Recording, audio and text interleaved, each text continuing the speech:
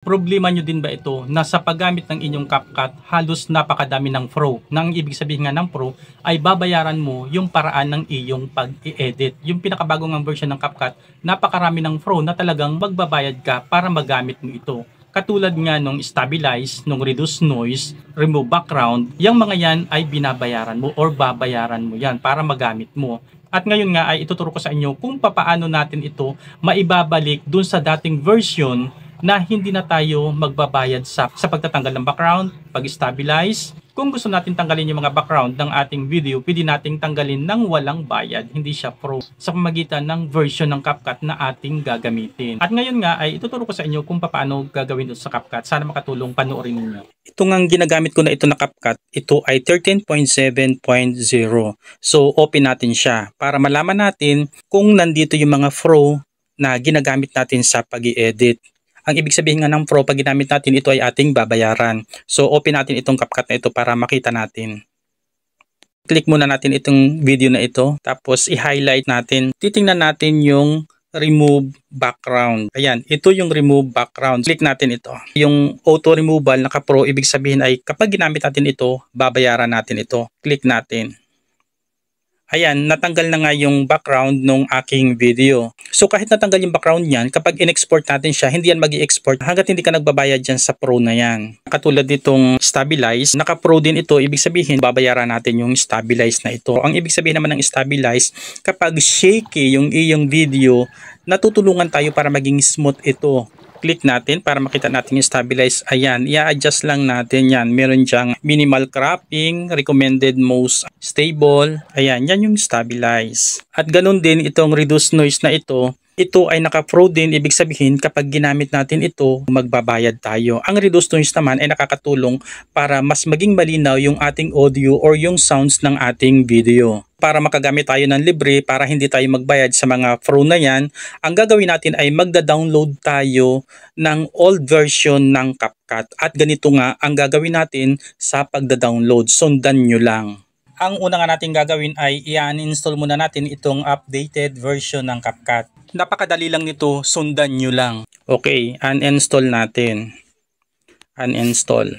Ayan. Tapos, ang sunod natin gagawin, pupunta tayo sa Google.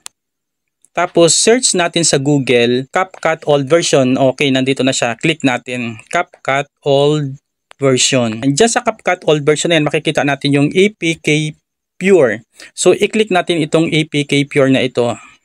Ayan, pagka-click nga natin, ito yung lumabas. Hahanapin natin yung mga version ng CapCut. Nandito yung version na ginamit ko, CapCut 13.7.0. Ang ida-download natin CapCut naman ay 11.8.0. Yun yung aking gagamitin. So, hindi natin makita dito. Click natin ang Show More.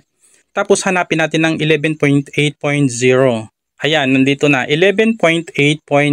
So, ida-download natin siya. Ayan, at naklik na nga natin yung download. Pupunta tayo dito sa may baba. Hahanapin natin itong download APK.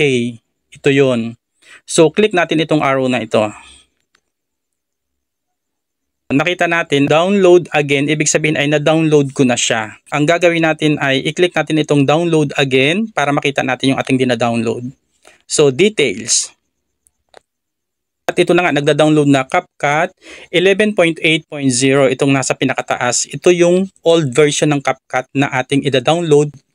Okay, tapos na siya mag-download. Ika-cancel natin ito at ang gagawin naman natin ay pupunta tayo sa ating file manager ng ating cellphone. Doon natin makikita yung ating dinownload. Okay, nandito yung file manager. Click natin ito. Okay, pagka-click, lalabas dito yung APKS. I-click natin itong kulay green na ito. Ito nga yung APK. At nandito nakita natin yung CapCut version 11.8.0. I-click natin ito. So gagamit tayo ng browser at ito nga yung ating gagamitin, itong kulay blue. Share it file browser. Click natin ito. Ito nga yung lumabas. I-click natin itong install. Ayan, installing. Do you want to install this app? Okay, install. Tandaan nyo lang yung paraan at sundan nyo lang kung paano ko siya ginawa. Madali lang ito kapag sanay na kayong gawin ito lagi. Madali lang ito kapag palagi nyo nang ginagawa yung pag-i-install or pagda-download ng old version ng CapCut. This app is secure to use. O, ibig sabihin, okay na, magagamit na natin itong CapCut. So, ika-cancel natin ito. Pupunta tayo dun sa application na ating dinownload. Okay, nandito na yung old version ng CapCut. Lalagay ko lang siya dito. So, ngayon, i-open natin itong CapCut na ating dinownload, itong old version ng CapCut. Click lang itong agree and continue. Tapos, skip natin ito. Nandito na tayo sa ating old version ng CapCut na ating dinownload. Click lang itong gunting na ito. Itong pang-edit na ito. Tapos ang gagawin natin, mag-i-insert tayo ng isang video, isang project na ating gagawin. Insert natin itong video na ito. So add. Okay, nandito na. I-highlight natin itong nasa baba, itong ginagalaw ko na ito. Para lumabas yung mga naka-throw kanina dun sa una nating pinakita. So titingnan natin kung naka-throw ito o hindi. Okay, naka-highlight na siya at ngayon ay pupunta tayo dun sa remove background. Titingnan natin kung naka-throw pa yung remove background. Okay, nandito na siya. Remove background. Click natin ang remove background. Ayan, auto removal. Wala na yung throw na nakalagay. So, ibig sabihin, free na siyang gamitin. Hindi na tayo dito magbabayad. So, titingnan natin yung stabilize. Okay, nandito yung stabilize. Kanina, naka-froze siya. Ngayon, hindi na. At ang sunod naman nating titingnan ay yung reduce noise. Doon sa unang pinakita ko sa inyo, ang reduce noise ay naka-pro, ngayon ay hindi na. At yan guys, ganyan lang kadali yung pagda-download natin ng old version ng CapCut na malaki talaga ang tulong para makagamit tayo ng free. Maraming salamat sa panonood. Like and share and subscribe.